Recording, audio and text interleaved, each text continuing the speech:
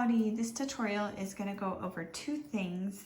They shouldn't take too long to explain, so just bear with me as we go through it. So the two things we're going to talk about is you're going to get questions that sometimes ask you if a number, if a value is a solution to an equation, okay? And so I'm going to show you how to find out if that number or that value is a solution. And then the other question, or the other concept we're going to go over is if something has one solution, how do we find out what that solution is?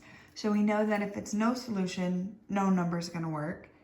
Infinitely many solutions means that no matter what number we plug in, it will work. But when it's one solution, that's great, but oftentimes it's going to follow it up with what is that solution? What is the value that works? So how do we find that? Okay, so I would go ahead and take these notes on just a sheet of notebook paper like I did. If you want to pause it and write the stuff, you can, because I'm not going to save time for writing in the video. Okay, so when you are given a question like this first one, is -4 a solution to 2x minus 5 equals 3x plus 4? We've talked about a solution is a value that you put in place of the variable that makes the equation true. Okay, so what I need to do to figure out if -4 works and makes this equation true is I need to plug in that -4 anywhere I see a variable. Okay, so I'm going to have 2 times -4 and 3 times -4. Okay, so let me repeat that again. If we're trying to find out if a specific number is a solution, we will plug that number into the variable, and see if our two sides of the equation are equal. Okay, so 2 times -4 is -8 minus 5. And 3 times -4 is -12. And we're going to add 4. Okay. -8 minus 5 is -13. And -12 plus 4 is -8. Okay. So my two sides of the equation are not equal, but what does that mean? Well, it means that -4 does not work in this equation, which means it's not a solution for it. Okay? So -4 is not a solution because in the end, the two sides of my equations were not equal. The left side was -13 and the right side was -8. To be a solution, the two sides have to be equal in the end. Okay, so let's look at number 2. It says, is 2 a solution to 12x plus 2 equals 3x plus 20? So we want to know if this value right here, this 2, if we plug it into the equations, if the equations will be equal to each other. If they are equal to each other, then 2 works. That means it is a solution. And if they're not equal, then 2 didn't work. It wasn't a solution. Okay? So we're going to plug in this 2 anywhere we see a variable. So instead of x, I'm going to plug in 2. Instead of this x, I'm also going to plug in 2. Okay. 12 times 2 is 24. And 3 times 2 is 6. 24 plus 2 is 26. And 6 plus 20 is 26. So in the end here, I have both sides equal. That means 2 is a solution to these equations. I don't know if it's the only solution, like this is a one solution equation, and I don't know if it's infinitely many, but all I know right now is that 2 does work, okay? 2 does work. And actually, you could look at your slopes and see they're different slopes. So we know that different slopes are one solution problems. So 2 is the only number that you could plug into this equation and it would be true. Okay, but the question was, is 2 a solution? And the answer would be yes. And then I just realized we didn't actually write down the answer for the first one. Is -4 a solution? And the answer was no. Okay, go ahead and pause the video. See if you can try this third one on your own, and then we'll come back together and then you can watch and make sure you got it correct. Okay, so it says, is 10 a solution to -x plus 1 equals x minus 8? So anywhere I see an x, I'm going to plug in a 10. But be careful because there's still this negative sign out front. Okay.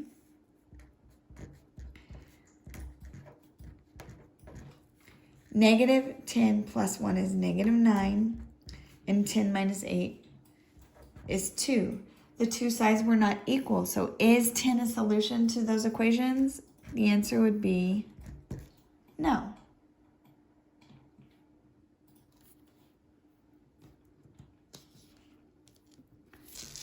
Okay. This next part, you might want to pause it so you can write down this little paragraph and then the 2 examples. But one solution, so we know how to tell if it's one solution. It's one solution if the 2 problems have different slopes.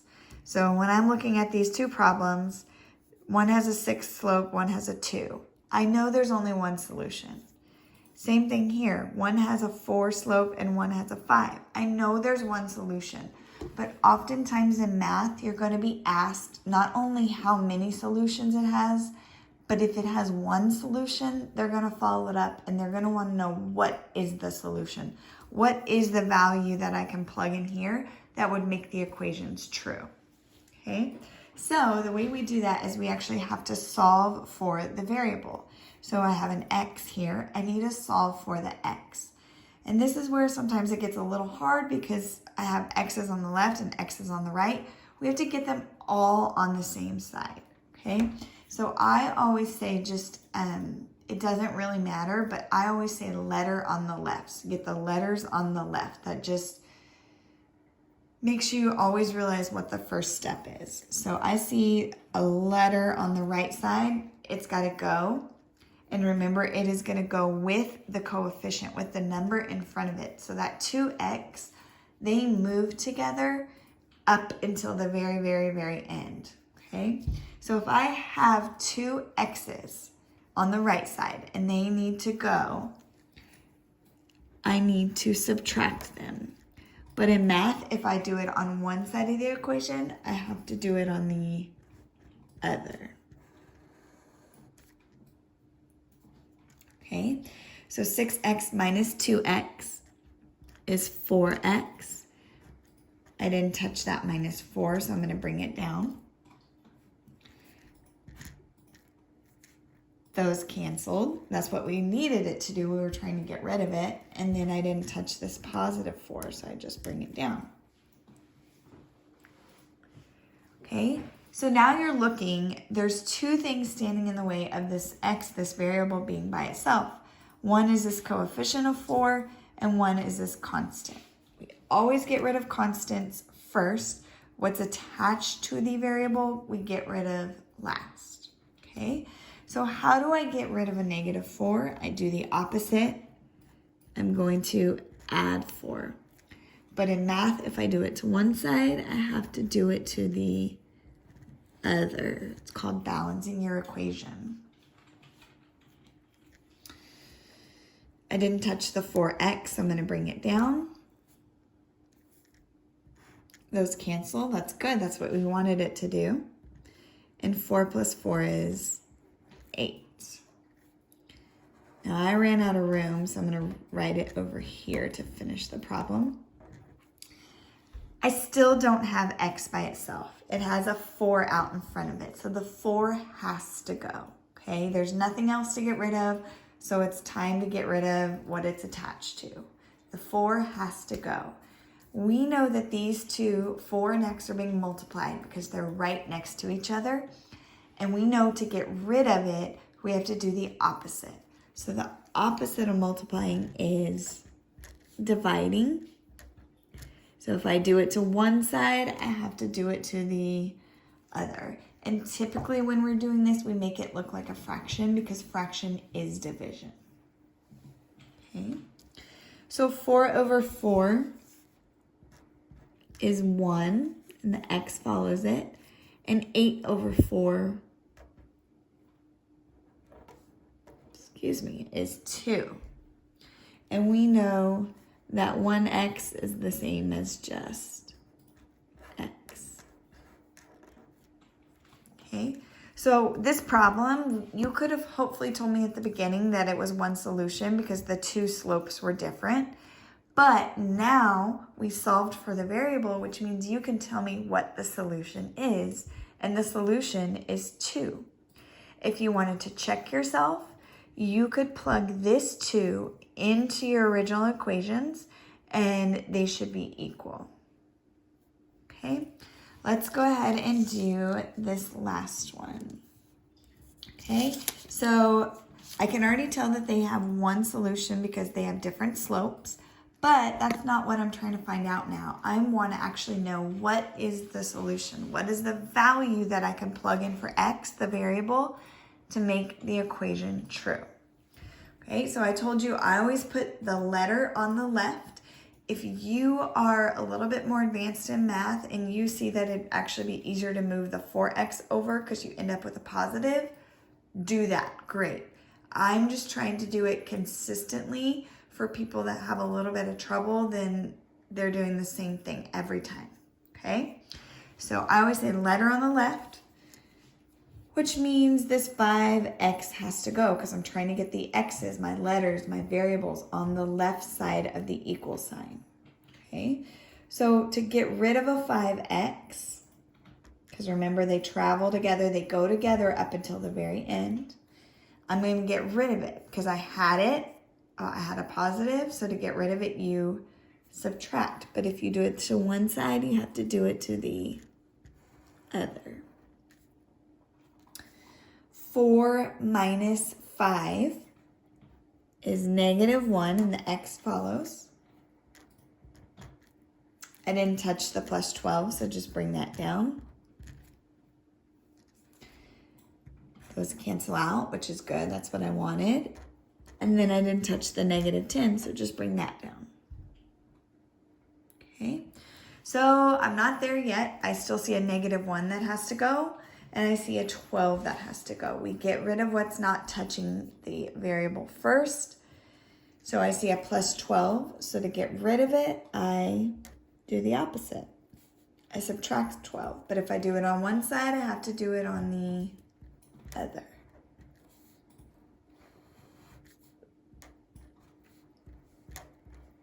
Okay, so I just brought the -1x down. My 12's cancel, that's good, that's what I wanted to happen. And -10 minus 12 is -22.